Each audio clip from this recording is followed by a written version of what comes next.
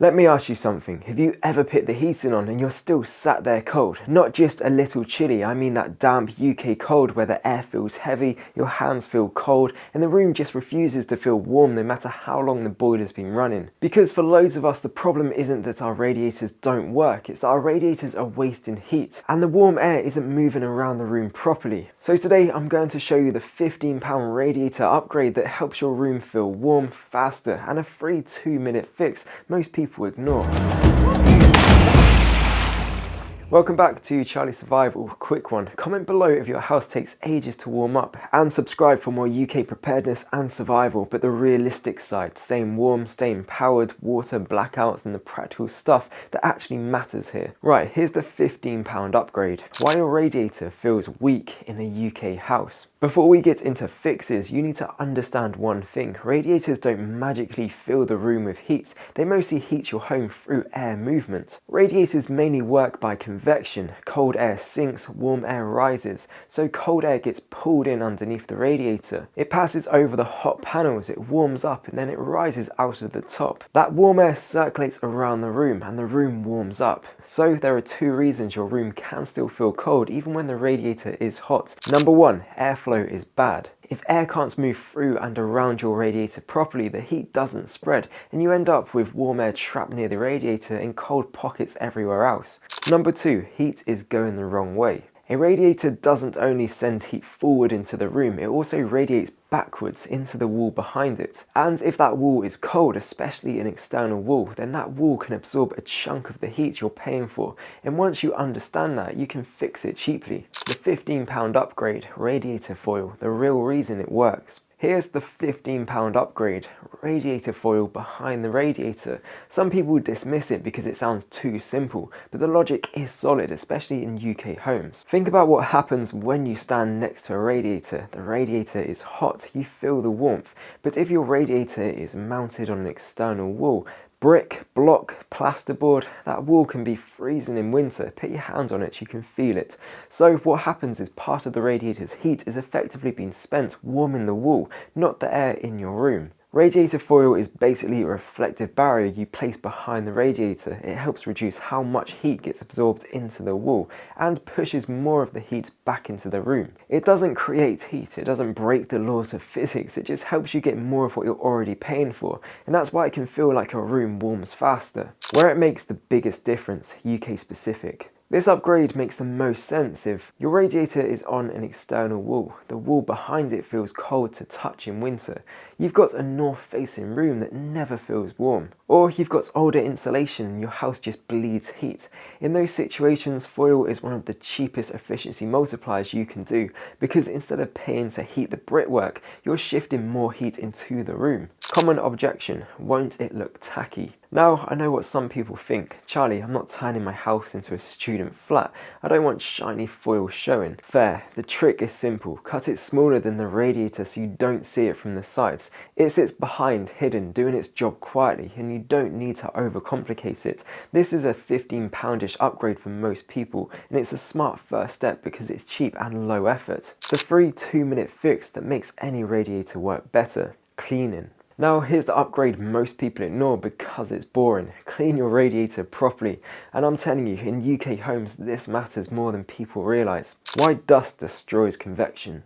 If you've got carpets, pets, kids, or you live in a place where the air is a bit dusty, the radiator builds up fluff inside the fins over time. And when the fins and gaps are clogged, airflow gets worse. If airflow gets worse, convection gets worse. If convection gets worse, heat doesn't circulate properly. So your radiator can be absolutely roasting hot, but the room still feels dead and cold because warm air isn't moving like it should.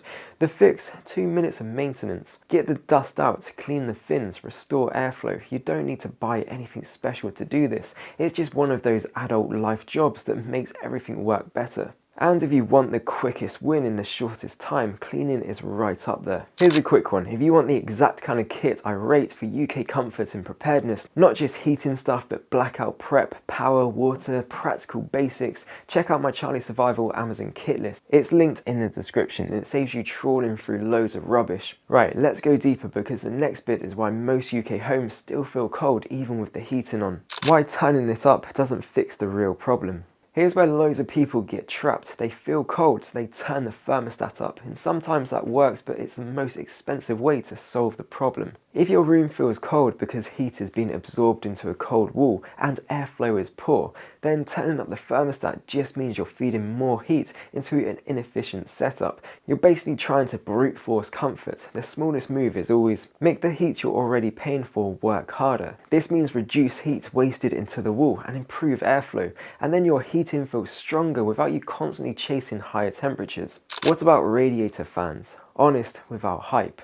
Now you've probably seen radiator fans online. Let's talk about them properly, not hype, just logic. When they make sense plus cons. Radiator fans are designed to increase convection. They push warm air out faster so it circulates quicker around the room. In plain English, they can make the room feel warm faster because the warm air doesn't just sit around the radiator. But they're not a first move for most people because they cost more than foil. You might have cables and you might hear a faint hum depending on the model. So I see fans as a level 2 upgrade. If you've done the cheap wins cleaning in foil and you still have a stubborn cold room, fans can be worth looking at, but don't skip the basics and jump straight to gadgets. My radiator is always hot, but the room is cold, the real reason. If you've ever said my radiator is boiling but the room is freezing, here are the real reasons that happens. Reason 1, your room is leaking heat faster than it can warm up. If you've got drafts, poor seals, thin curtains, old windows, the heat is escaping. That's why it never feels warm.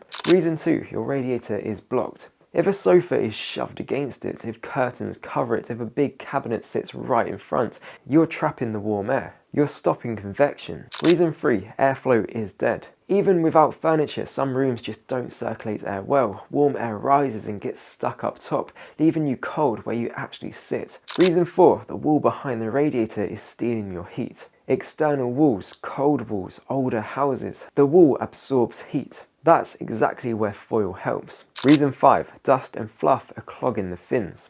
Cleaning fixes this, it's boring but it works. Reason 6, your system might not be balanced properly. This one's a bit more on the plumbing side, but if some radiators heat much slower than others or upstairs gets hot while downstairs stays cold, you might need to look at balancing. That's not a £15 fix, but it's worth knowing. But the big takeaway is this: most people try to solve comfort by turning the thermostat up. Prepared people solve comfort by improving efficiency. The simple action plan, do this in order. So if you want a simple plan, no overthinking, do this in order. Step 1, clear airflow around the radiator. Don't block it with furniture, don't drape curtains over it, let warm air rise and spread. Step 2, clean the radiator properly. 2 minutes, get the dust out, restore convection. Step 3, put foil behind the radiators on cold walls, especially external walls. That's your £15 upgrade, cheap, hidden, practical. Step 4, fans. Only then consider fans if you've got a stubborn cold room. Don't buy gadgets to solve problems the basics fix.